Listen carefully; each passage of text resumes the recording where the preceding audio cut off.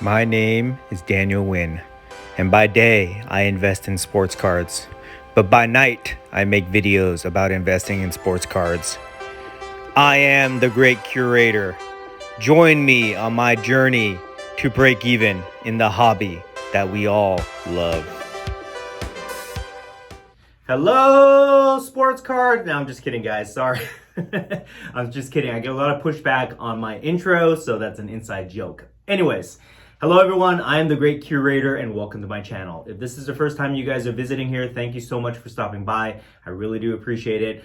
The purpose of this video and all my videos is for education. This is my creative way of discussing topics and issues that I'm interested in the hobby, kind of sharing my perspective, my opinions, with the intention of helping you guys out. Okay, if you're new to the hobby, you're just getting back in after many years of being away, hopefully these videos will help you guys navigate all the crazy changes that have happened so that you guys don't make some of the common mistakes that we all have made when we get back into the hobby. If you're a seasoned veteran, a seasoned investor, collector, hopefully this will give you guys some different perspective and it will engage you in conversation that you can have within your circles or your communities, and you can get some value out of that.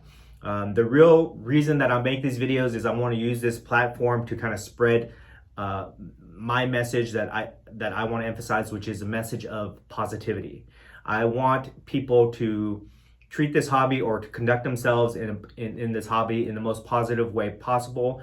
I think that there's a little bit too much negativity, a little too much cutthroat attitudes going on right now where people have put profit first above the hobby, above the community.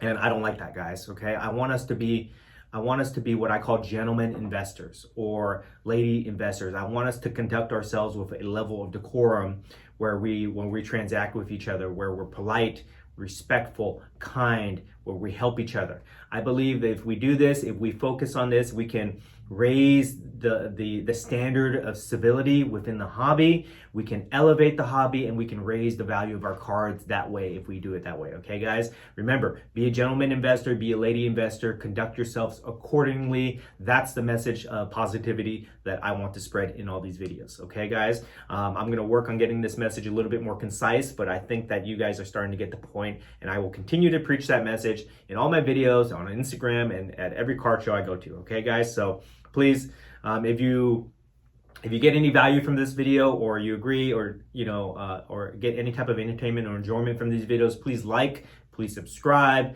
please share these videos, and watch my other videos, guys. That really encourages me. That type of feedback and support encourages me and motivates me to continue to make these videos for you guys, which I promise I will continue to work to improve the quality of this content, which will hopefully give you guys more value. Okay, so with that being said, let's talk about today's topic, which is going to be a fun topic to talk about. Very basic, but it needs to be said, okay?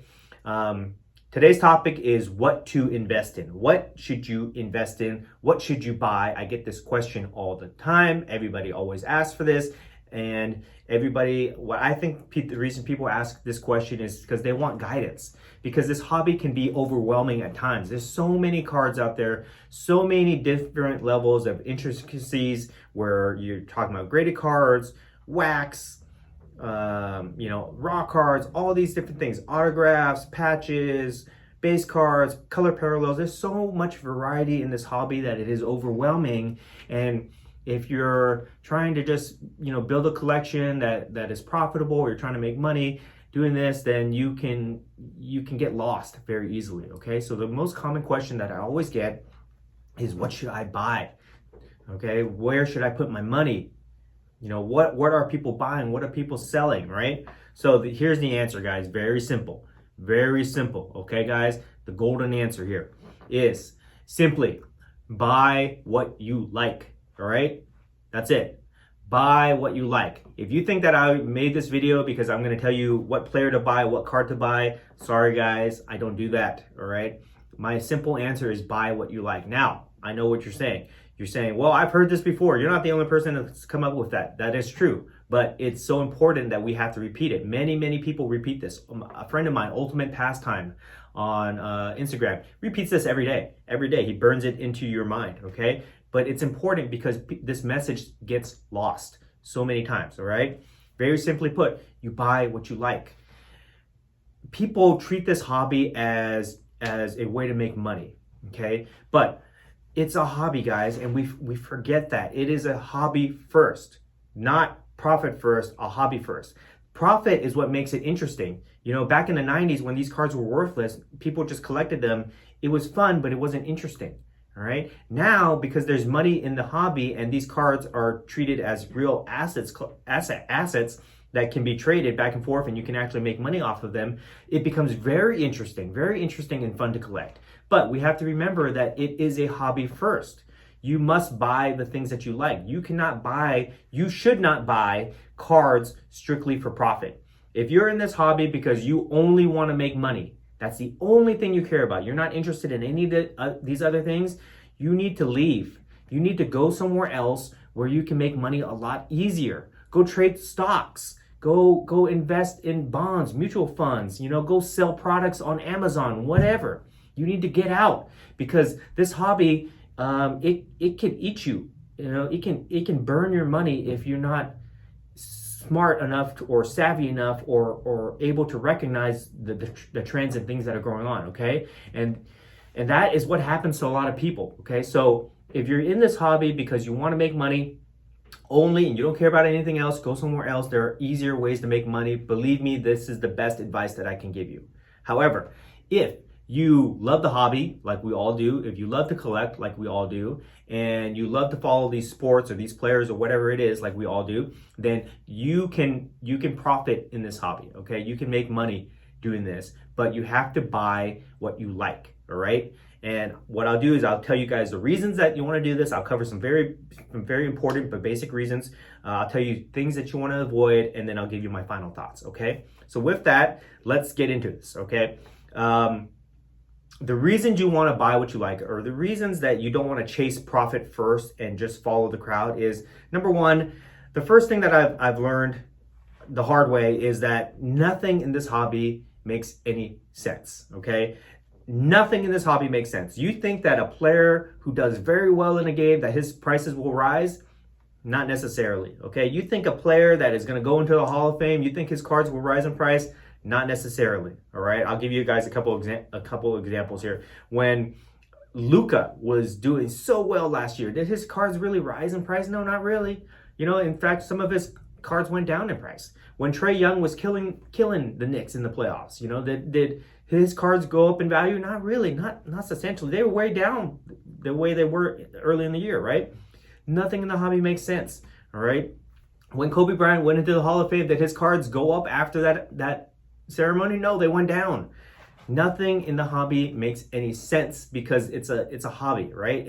It's based off of a collector community where everything has a secondary value to it. There is no science to it or anything like that. Now you can have people that chart graphs and keep statistics and do all these things, and they try to like find patterns and trends, but really, guys, nothing makes sense. Okay, don't overthink it. All right, treat it as what it is intended to be, which is a hobby that we enjoy. All right, you buy what you like. If you buy what you like, chances are other people will like it too, and then you can trade with them and you can make a profit that way. But don't go chasing cards based strictly on profit, based off of data or information that you get, because nothing makes sense. All right, simply put, nothing makes sense. All right, that's my opinion. All right. The second reason that you want to buy what you like is because if you're chasing profit and you buy cards that you don't like let's just say the new rookie that's coming in, everybody thinks he's hot, everybody's going to buy him, but you don't really care, but you don't want to miss out, so you buy that card. If it doesn't pan out the way that you think it is, you're going to get stuck holding that card and you're not going to like it. All right. If you have a card that you don't like, you're not going to want to hold it. Okay. I'll use this for example. I'll use I've got a couple cards here. I'll use this as an example, okay? King Min Sung, okay? Soccer player card. I like this guy, all right? I like this card. I'm collecting his cards, but let's just say that I have no idea who this guy is. I don't care for him. If I hold his cards and they don't go up in value, I'm gonna get sick of looking at it, all right? And I'm gonna sell it off or take a loss on it because I don't wanna look at it. It makes me sad. But if I like the player and I enjoy collecting him, I don't mind holding on to him, okay? And this is very important reason that I want to highlight, guys, because this is something that we don't really acknowledge that we don't recognize is that there is value in being able to hold something that you enjoy. We don't think about it that way because there's no real monetary value. But when you hold something that you think is really cool and you get enjoyment from it being in your collection, there's value there, guys. All right. So you need to recognize that. If you don't get that type of value, that type of enjoyment, you're going to feel like your money is just sitting here and you're going to feel like it's wasted. Okay. So that's another reason that you want to buy what you like. All right. And then the third reason that I'll highlight here is that if you have cards that you don't like, you're going to feel like this is just kind of trapped capital. You're going to feel like your money is sitting in this card and you don't want to hold it. You get no enjoyment out of it and you're going to want to move that money somewhere else.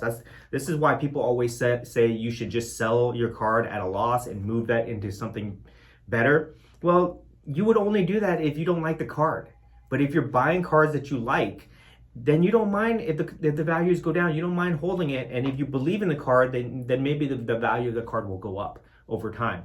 Okay, but if you're only buying strictly off of profit and you don't buy what you like, you're going to end up holding a card that you don't like, and then you're going to take a loss on it because you're sick of looking at it and you want to move that capital somewhere else. Okay, so don't put yourself in that position, guys. All right, a couple things that I want you guys to try to avoid that I'm seeing out there. Okay, number one is I've kind of talked about this in the previous reasons, but basically just don't buy strictly for profit. Buy what you like. Buy for the collectability of it. Remember that this is a hobby first, so try to buy for collectability. Do not buy strictly for profit, because if you're not invested in the card if you're not emotionally invested in the card, you're gonna get stuck with it. Okay, it doesn't turn out the way you want. All right, so don't buy strictly off profit. Buy what you like, guys. Follow the player, follow the team, follow the sport you like. Invest in that. You'll get so much more return out of it. All right. Number two, do not follow the crowd. If you see everybody investing in this one player, in this one sport, I'll just use an example here. F1 has been one of those things that is very popular right now. Everybody's buying that, and most people have never even watched an F1 race. They don't know who these people are.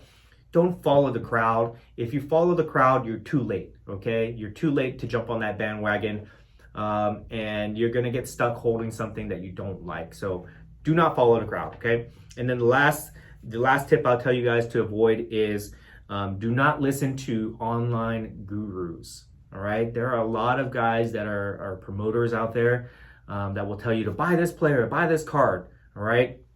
We don't know what their intentions are. We don't know what their intentions are, guys. They could be pump and dumping. They could be, trying to sell you subscriptions or something like that. We don't know what their intentions are.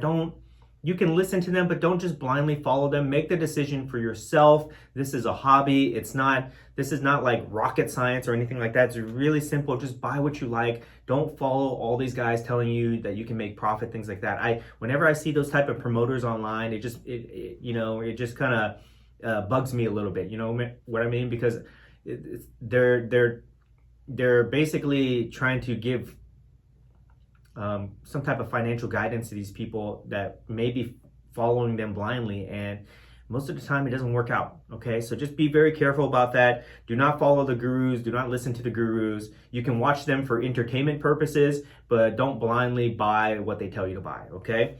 All right, guys, so that's basically it. Just remember, the closing statement I'll make here, just remember, is this is a hobby first. Do not forget that we can make money, okay? Believe me, guys, it's not lost on me that this hobby is all about money. It's all about profit, right? But just remember that treat it as a hobby first. Buy what you like. Chances are somebody else will like it and you can make money off of that. If not, at least you have something that you can hold on to that you could get enjoyment out of, okay? Do not put profit first when you do this. Do not put profit first. Put hobby first. Put the hobby first. You will be able to build a better collection around that, and you will enjoy it a lot more. Okay, guys?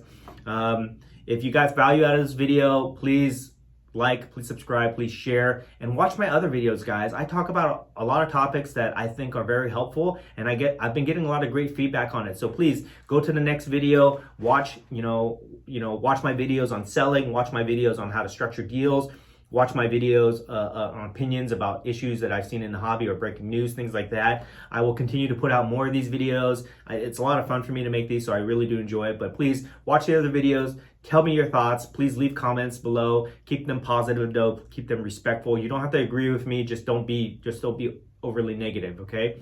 I read all the comments, guys, so I appreciate that. I try to respond to as many as I can, but I'm getting a lot of comments now, so it's hard for me to respond to all of them, but I will try. But I do read as many as I can, so I do appreciate the support. Thank you guys so much, and I will see you in the next video.